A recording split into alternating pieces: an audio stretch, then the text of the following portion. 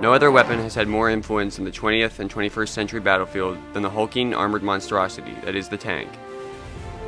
Though their first appearance was during World War I, designs go as far back as the drawings of Leonardo da Vinci, and to some extent, the chariots of early civilizations like those of the Egyptians and the Persians.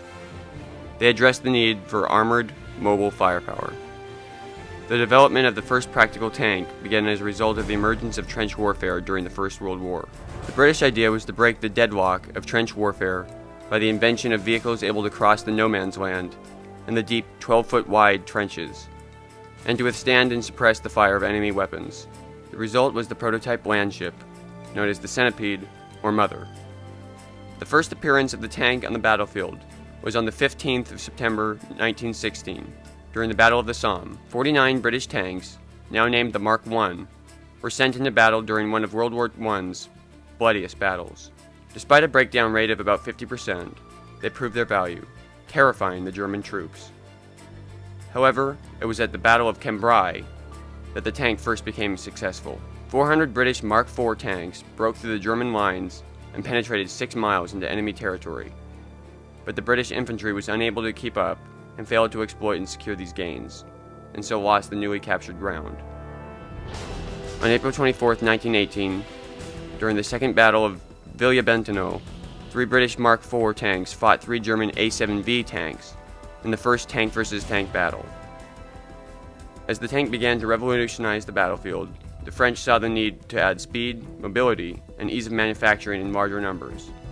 So they built the Renault FT-17, weighing 7 tons, with a 2-man crew and the first fully traversing turret. This was a very light, very capable vehicle, but in fact this is the first vehicle that has all of the components that you see in all tanks since. It's fully tracked, it has a crew, it has a turret with a gun that turns 360, and it is fairly portable and maneuverable. Now, of course, when we entered the First World War, it had been going on for quite some time, so we borrowed both French light tanks and British heavy tanks, and this, in fact, was the first tank that George Patton ever used. Patton was the primary trainer of the light tank American tank force in France during 1917 and 1918. And he went from vehicle to vehicle, banging on the sides of the hull with a stick, telling him to go over and fight here and fight there. A German soldier, seeing that there was someone directing the tanks, shot him, and he was shot in the seat. And he wrote home to his wife, "I've been shot in the B blank blank blank T." And he was out for the rest of the war.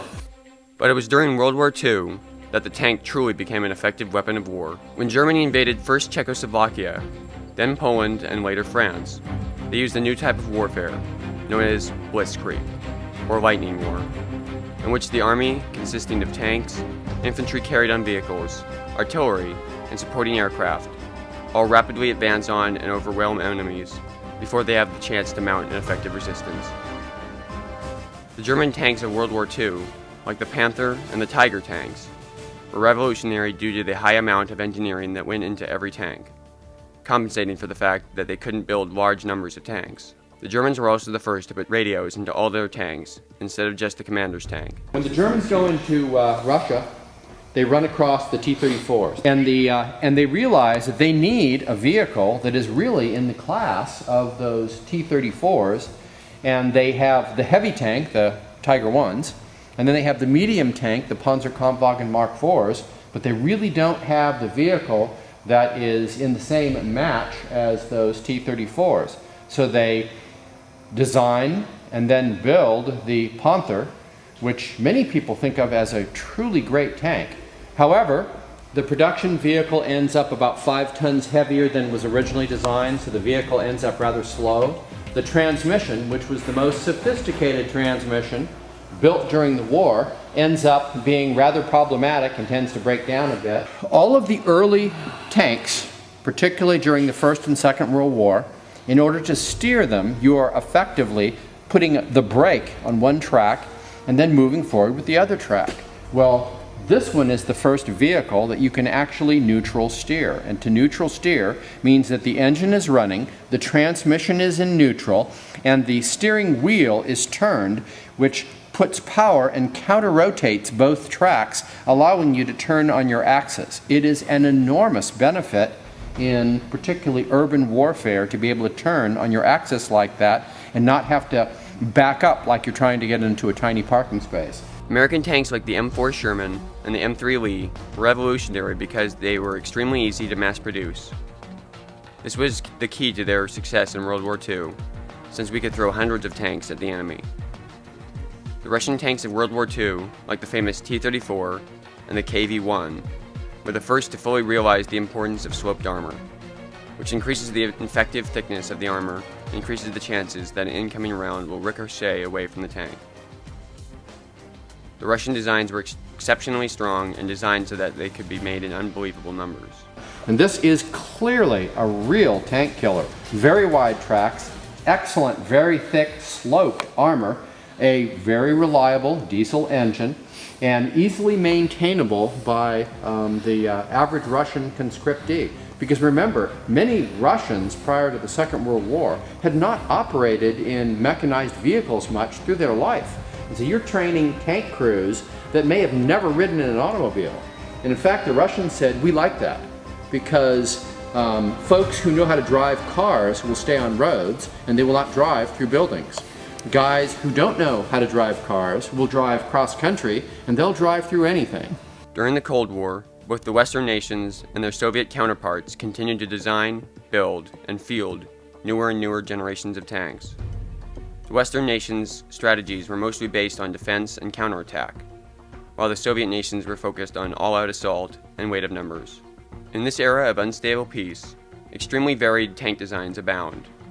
The United States built the powerful M60 Patton main battle tank, which locked onto enemies with its laser rangefinder. Great Britain built the heavily armored Challenger 1, and Germany built the advanced Leopard 1 main battle tank. The heavy tank concept was abandoned, but the main battle tank of the 60s through the current period are just as big as the heavies of the end of the Second World War. It's just that we have the technology now to get the engine, the transmission, and the suspension system that you can actually move that vehicle without lugging it along at 15 miles an hour. These will do an honest 25, but their cross-country speed is practically limited by what the crew can take banging around inside. In the modern era, tanks are the dominant kings of the battlefield. They crush all other small vehicles that get in their path. Most tanks today are characterized by high speed, composite armor, and exceptional firepower. Great Britain has the superbly armored Challenger 2, one of the hardest tanks in the world to destroy because of its highly advanced Chobham composite armor.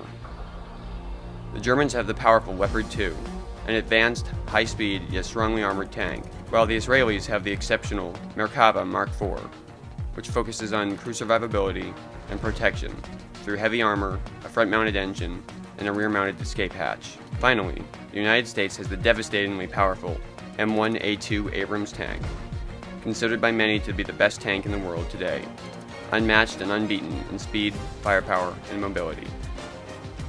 In the end, the tank is a powerful war machine capable of smashing through the enemy and of exploiting holes in enemy defenses at high speed.